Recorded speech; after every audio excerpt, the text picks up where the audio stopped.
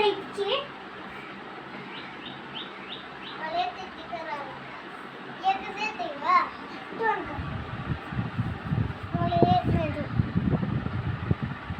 आता तसं कर पप्पू करायचं कसं करायचं माहिती आहे का पहिला पहिला असं चालू करायचं पहिला असं करायचं चालू मग पोटवर करायचं मग असं करायचं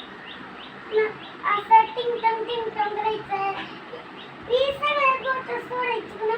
ही असं करायची ही दोन